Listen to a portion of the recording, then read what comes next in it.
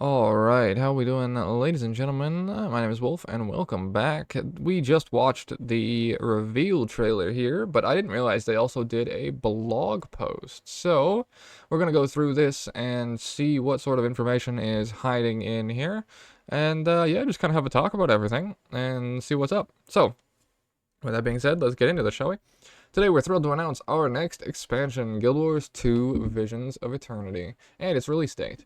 Guild Wars 2 Visions of Eternity launches on October 28th, 2025. Now, I find this release date to be exceptionally hilarious because not only, one, was it pushed back, because normally the expansions come out in August, right, or in like July area. That's what the last two expansions were. I'm not arguing with things being pushed back, sure, whatever. I now have other games I can play, and I absolutely adore them. But this is going to be a very interesting time to drop an expansion, purely because the most brain off Guild Wars 2 event is running at the exact same time.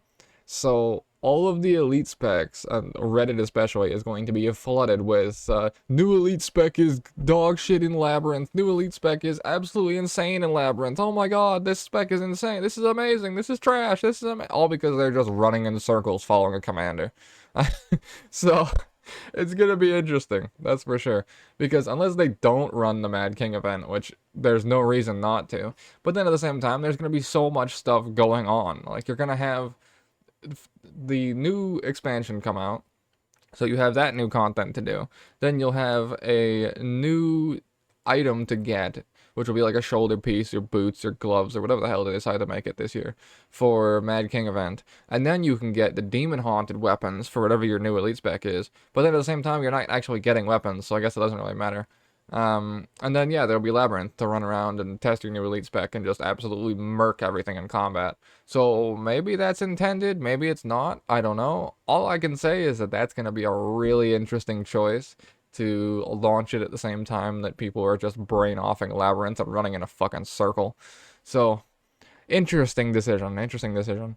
Unlike the two previous expansions, will bring with it a year of story chapters and 3 major content updates. You can get an overview of what's to be expected from the expansion on the official page, and we'll be sharing tons of details between now and launch. So, adventure on an unknown island, aka we didn't know where to go, so we made something up. Tyria's leaders are anxious about rumors of covert inquest voyages. Now, if I'm pretty sure this was never alluded to in the story. I literally haven't even finished the most recent expansion because I switch characters too often to be able to actually progress the entire thing all in one go. So I'm pretty sure though that this was like never mentioned whatsoever. So to go from Janthier and bears to yeah, now the Azurans are pissing us off, like it's kind of out of left field. But then again, we went to a floating icon in the sky two expansions ago, so then again, you can't really predict what's coming next, right? Launched in search of Castora, an island so remote that it's been long thought to be inaccessible, aka we made it up. Or even non-existent. See line 1. The risks involved prevent all but the most tenacious and perhaps foolhardy of pursuers from investigating the Inquest's plan.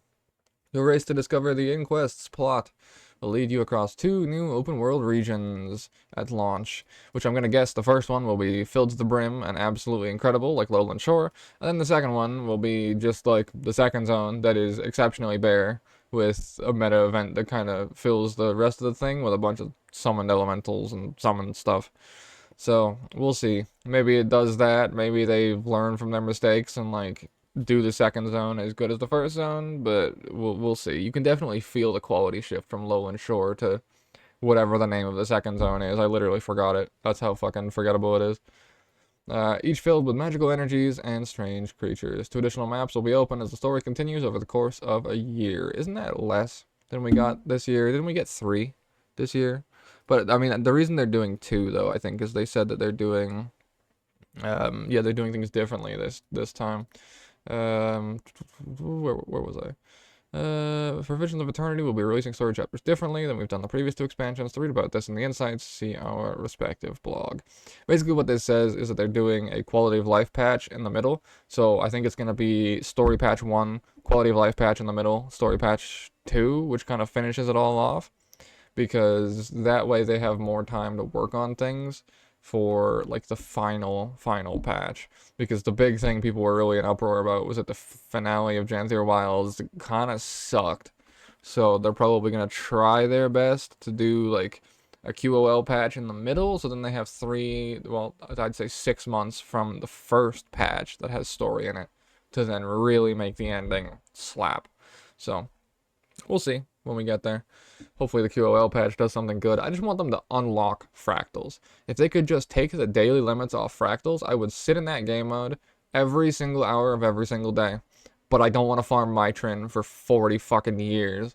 So just give me the ability to chain queue like any rank of fractals. I don't give a shit. And give me like reasonable rewards for it, and I will never leave that mode. But you can't. You can only play for however long until your dailies are over, and that's it. You get like 2 hours worth of dungeons, and that's all she wrote. Go play a different game, boys. Like it's tragic. It's tragic. Like I just want to do 5-mans, bro. I want to get paid for it. Okay, anyway, expansion features. We need to talk about this, by the way. So this is proof that they wield multiple instruments, because as we saw in the trailer here, as we come back here, she was using, where was the screen cap? Let me find it here. Is it ahead of me? It's somewhere in here. Did I miss it? Oh, whatever. She is using a flute in here. Somewhere.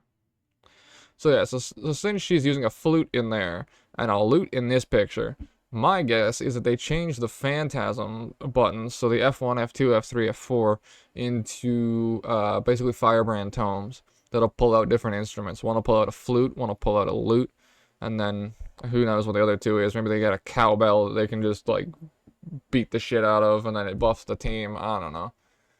I don't know what the other ones would be. It'd have to be like handheld instruments of some sort, but we'll see. We'll see. But that's my guess, unless they do like the conjures, like Elementalist, where you can literally conjure the loot out of the air as the utility skills.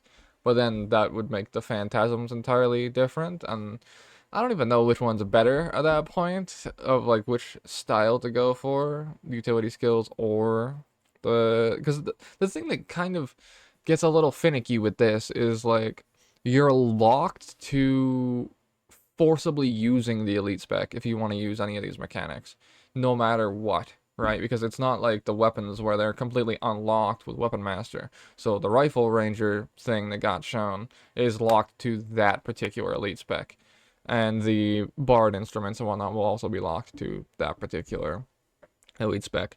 I think that I really want them to do an expansion where they add multi-classing, and I'm going to do a video on how you could actually do multi-classing without bricking the entire game. And if these are utility skills, then it's entirely possible you could eventually, years from now, multi-class into the conjure spells. But that's a pipe dream for the moment, so... But yeah, that's just proof that the F1 through F4 is probably going to be like Firebrand tomes for Mesmer instruments, most likely. Okay, new Elite Specs. Elite Specs are back. Influences from the members of the Tyrian Alliance bring new ways to play each of our 9 professions. In Guild Wars 2 Visions of Eternity, you'll experience new trait lines, profession mechanics, and healing, utility, and elite skills, adding many new ways to play your characters. From August 20th to 27th, we are holding an in-game preview week for you to beta test all of the elite specs. I remember the last preview week where I played Untamed in PvP and was literally unkillable because it was so busted with the amount of healing they had. That trait got nerfed pretty damn fast. But you used to be able to... I don't know if I was the one who discovered it, but you used to be able to use Unnatural Traversal on Untamed with no cooldown. Like, there was no cast time on it. So the reason they added a cast time was because I don't know if it was because of me, but probably something along these lines was absolutely nuking people over and over. And so what you could do is you could use Unnatural Traversal during the exact same frame you wound up a maul.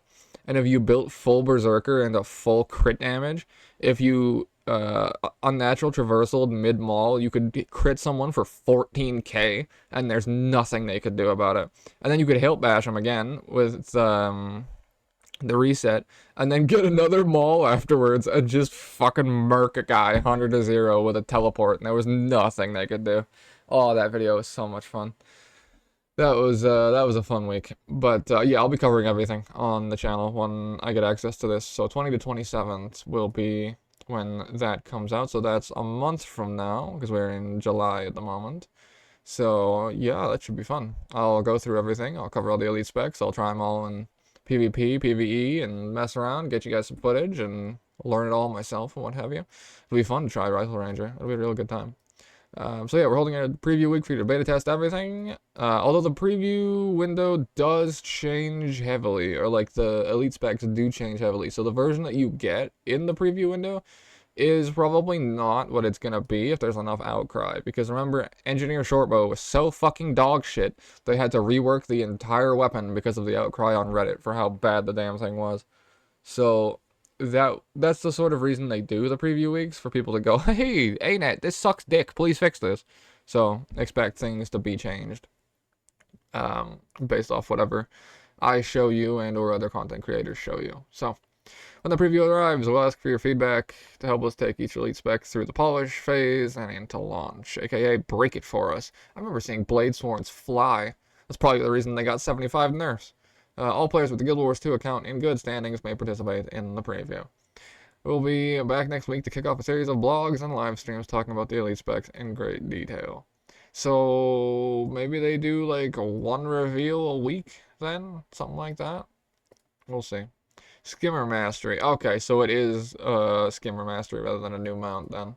So, Skimmer Mount will be featured with new and updated mechanics. Hover, dive, and soar faster than ever before as you explore the dangerous, beautiful environments of Castora. So, the Skimmer is going to get, like, Skyscale bombardment then, from what it showed in the trailer. Interesting. Okay, raids and combat. In 2026, raids and strikes will be unified under the same structure, improving access for new players and streamlining rewards. Well, first of all, fix your LFG. We're also investing in systems that help facilitate group content, which we'll talk about more in the future. Oh shit, they might actually do it. Okay, you'll love to see that, because that panel is archaic, to put it kindly. 2 new raid encounters, including challenge modes and a legendary mode.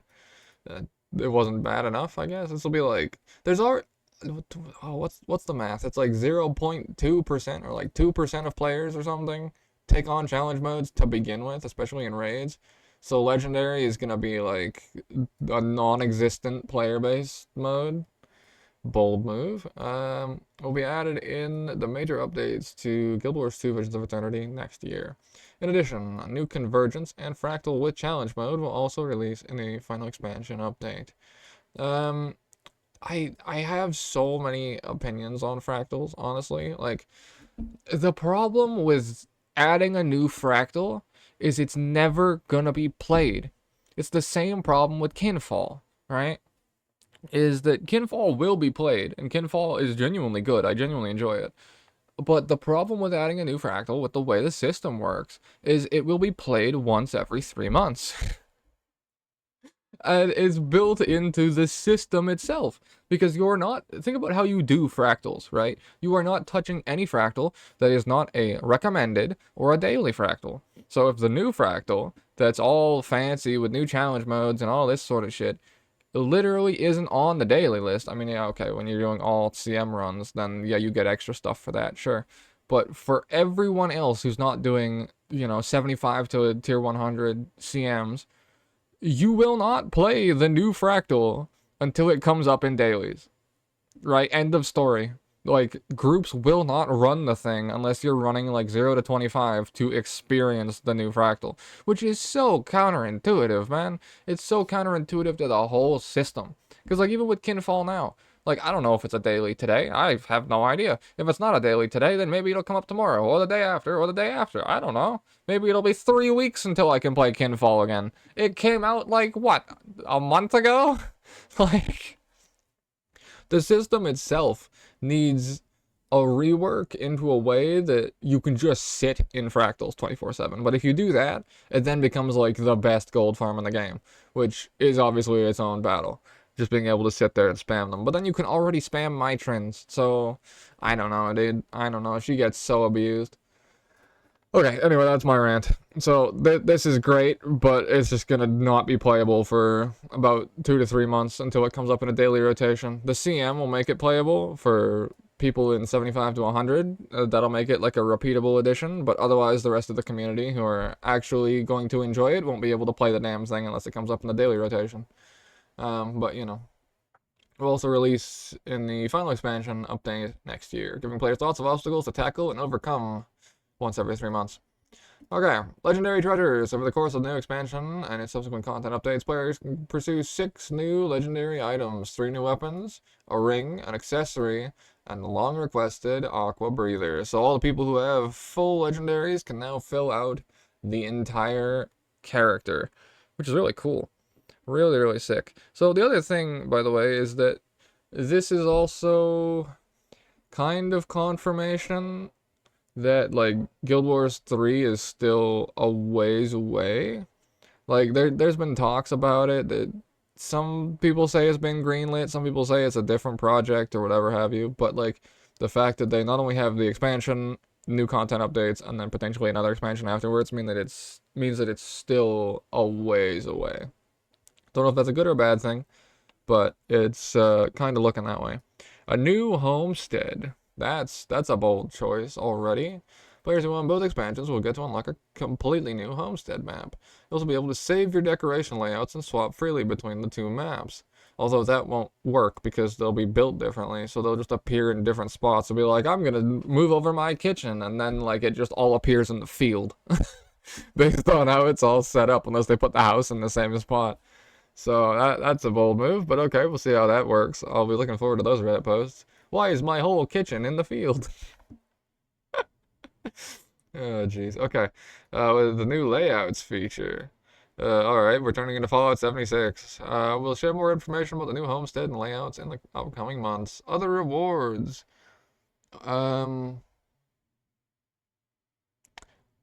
Okay, so that is a weapon. But then, what? So then if that's a weapon, then what the fuck is my guy wielding? Because that's a pet. Like, unless that's engineer that gets a pet? Or is that a thief that gets a scrit or something? Like, what the fuck? Okay, axe skin. That looks like the Thundercrag axe. Or the Thundercrag hammer. Great sword. Okay, now I need to kind of rethink this, because this might not even be Rifle Ranger. Oh god, I don't even fuck. We'll see. We'll see what we get. See how it goes.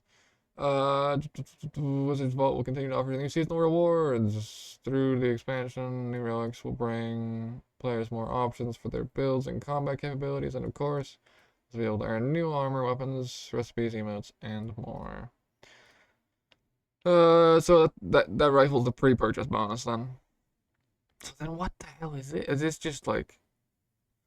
Okay, maybe that is like... God, I don't know. I don't know. We'll figure it out as time goes on. Pre-purchase bonuses available now. Yeah, pre-purchasing before the expansion launches comes with 3 rewards. The hat. Oh, I'm still mad to this day that I didn't get the Soto hat. That thing is so sick because it lets you re-dye your hair and everything. Yeah, that one looks kind of stupid, not gonna lie. Eternal Alchemist and a box with your choice of chromatic resin weapons. So yeah, that is the rifle. So that's a chromatic resin rifle. Okay, so I might have been wrong. So then this... God, this could be anything, because I didn't even show him in combat at all, right? So who knows. Fashion forward. We have one final feature that will launch in one of the major updates to Guild Wars 2 Visions of Eternity next year and will be available to all players regardless of expansion ownership. Fashion templates. Fashion templates function similarly to build and equipment templates, allowing players to save a template of aesthetic features for their armor, back items, outfits, and dyes. This is exceptional, except for the fact transmog charges exist. If transmog charges get removed from the game, this is one of the best features of the entire expansion. If transmog charges don't get removed from the game, this is absolutely painfully garbage. Unless you have legendary armor. We'll share more information here in the future about fashion templates and all the other features coming with Visions of Eternity. And then we have whatever this is. This post was amended on July 15th with the correct list of images managed by fashion templates. Okay. So this was the one that looks interesting. So that's Ranger. And they get a bunch of birds. So then the bow is Falconer, maybe? So then what? Then who is that? I mean, I guess that could be. No, it can't be Angie, right? I don't. God, hell if I know. Okay, let's have a look through some of these. So yeah, there's the skimmer basically turning into a sky scale. That looks kind of cool. That was the set piece that we saw beforehand. That is the boss of sorts, I'm assuming. That's going to be a raptor skin. That's pretty sick. Nice little cinematic shot. And I think the rest are also just cinematic shots as well. That's not too bad. The map looks pretty. It definitely looks cool for sure. And then the final one. I assume this is what we're probably going to see when we dock. So then, yeah, this changes a little bit of things about Ranger dynamics for sure. So that's just my question now is who's this? Like, what is this? Because unless that's not a pet, right? Unless he's just magically in combat with something, or like, God, I don't know. Because something's wielding a rifle, which means that's either thief, Angie, warrior, or something else. God, I don't even know. I don't know. I mean, imagine they give thief a pet. Like at that point, I'll just re-roll. Like, goddamn. Cause yeah, Falconer, Ranger of sorts. Cause that is medium armor. That's heritage armor, monastery armor, which is medium. And then everything's green with a new Ranger pet. So yeah, so they throw birds at people. Okay. I don't know if I'm as interested in that anymore. Because yeah, that changes things. That changes my dynamic quite heavily. Now I'm just curious about what this is. Cause yeah, maybe it's Gambler NG. Maybe it's Gambler Thief with a rifle and a pet. With a Scrit pet or something. Oh, hell if I know. But yeah, so that is the blog post. Every single time they release new information, it just puts more and more of a wrench in everything everyone thought about everything. I don't know if that's a good or bad thing, but it's definitely an experience. So yeah, let me know your thoughts down below. Take care, fellas.